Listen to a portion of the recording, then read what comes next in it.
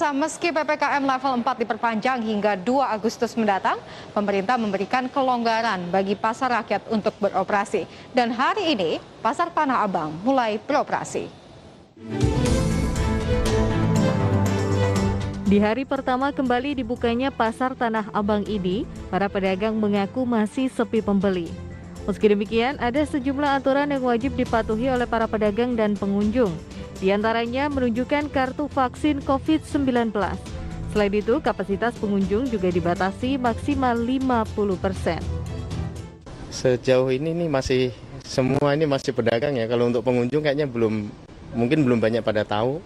Dan ke depan mungkin mudah-mudahan dengan adanya dibuka gedung ini bisa lebih hidup lagi pasar. Kalau untuk peraturannya sudah jelas ya, yang masuk dari sini kita harus sudah divaksin kedua. Kalau yang belum, pastinya belum boleh, Kak.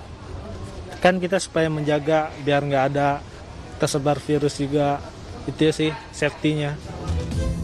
Diharapkan dengan adanya sejumlah aturan ini dapat mengurangi risiko terjadinya penyebaran COVID-19 di lingkungan pasar.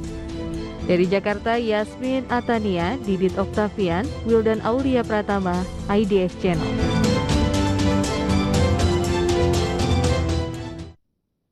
Selain memberikan akses sejumlah pasar rakyat, pemerintah juga memberikan penambahan bantuan sosial baru untuk masyarakat.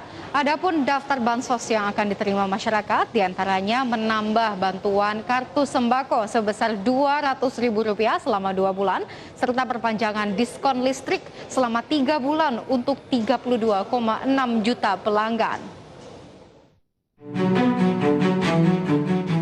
Pemerintah memastikan realisasi bantuan sosial akan dipercepat, termasuk tambahan bansos yang telah direncanakan usai PPKM level 4 diperpanjang. Menteri Koordinator Bidang Perekonomian Airlangga Hartarto menjelaskan, pemerintah akan memprioritaskan bansos untuk masyarakat yang terdampak PPKM level 4. Bantuan sosial tersebut antara lain menambah bantuan kartu sembako dengan nilai Rp200.000 selama 2 bulan dan penerimaan sebanyak 18,8 juta keluarga penerima manfaat. Kemudian kartu sembako PPKM dengan jumlah penerima 5,9 juta keluarga penerimaan manfaat yang diusulkan pemerintah daerah ditambahkan dan besarannya juga Rp200.000 per bulan selama 6 bulan. Selanjutnya perpanjangan bantuan sosial tunai selama 2 bulan yaitu Mei dan Juni akan disalurkan pada Juli 2021 sebesar 6,14 triliun untuk 10 juta keluarga penerima manfaat. Subsidi kuota internet juga akan tetap dilanjutkan selama 5 bulan, Agustus hingga Desember dengan jumlah penerima mencapai 38,1 juta orang dengan jumlah anggaran Rp5,54 triliun. Pemerintah juga melanjutkan diskon listrik selama 3 bulan mulai Oktober hingga Desember 2021 sebesar Rp1,91 triliun kepada 32,6 juta pelanggan. Bantuan sosial yang diterima oleh masyarakat selama PPKM level 4 antara lain, 1, menambah bantuan kartu sembako, itu besarnya Rp200.000 untuk 2 bulan dan penerimanya adalah 18,8 juta keluarga penerima manfaat. Kemudian kartu sembako PPKM ini 5,9 juta keluarga penerima manfaat. Ini merupakan usulan daerah dan ini ditambahkan dan besarannya juga sebesar Rp200.000 per bulan selama 6 bulan. Selain itu, pemerintah juga penambahan 10 triliun untuk kartu prakerja, di mana dana tersebut akan digunakan untuk subsidi upah sebesar 8,8 triliun dan sisanya 1,2 triliun rupiah akan digunakan untuk kartu prakerja. Dari Jakarta, Raharjo Parmo untuk IDX Channel.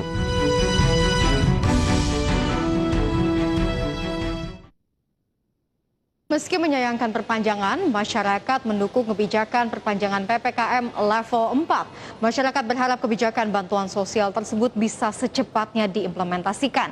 Berikut harapan masyarakat terkait bantuan sosial tersebut. Pemerintah yaitu dengan memberikan bansos kepada masyarakat sektor informal atau menangguhkan biaya cicilan kredit agar walaupun PPKM diperpanjang, masyarakat yang bekerja di sektor informal ini merasa tetap nyaman berada di rumah. Dengan diperpanjangnya PPKM ini, ya kita sebagai warga masyarakat, ya memang betul-betul sangat minim dalam hasil pemasukannya. Apalagi saya sebagai pekerja seni, memang banyak job-job saya untuk manggung banyak yang batal ya dengan adanya PPKM darurat ini ya kita mah berharap pemerintah supaya bisa memperhatikan kita. Agak-agak bingung juga ya kalau nggak diperpanjang nanti malah makin banyak orang yang makin ngeyel. Kalau diperpanjang pun juga banyak juga usaha-usaha yang mati, jadi susah buat cari uangnya. Jadi ya menurut aku sih perpanjang tapi jangan terlalu lama. Harus tetap prokesnya harus ketat sih, harus tetap. Jadi masyarakat jangan ngeyel, nggak pakai masker. Sementara itu pemirsa, banyaknya stimulus yang harus diberikan pemerintah berdampak pada meningkatnya utang negara. Kementerian Keuangan memastikan penerbitan utang yang dilakukan selama masa pandemi dilakukan untuk menyelamatkan masyarakat dan perekonomian. Pemerintah memastikan pengelolaan keuangan negara, terutama penerbitan utang, bertujuan untuk menyelamatkan masyarakat. Kondisi pandemi yang semakin tidak menentu membuat instrumen APBN dimaksimalkan untuk mengendalikan kasus kesehatan dan mendorong bantuan sosial. Menteri Keuangan Sri Mulyani Indrawati memastikan pengelolaan utang tetap profesional dan hati-hati, sehingga utang tetap akan dimaksimalkan untuk kebutuhan masyarakat yang mendesak, meski akan berimplikasi pada defisit APBN. Kami di Kementerian Keuangan merespon dengan whatever it takes.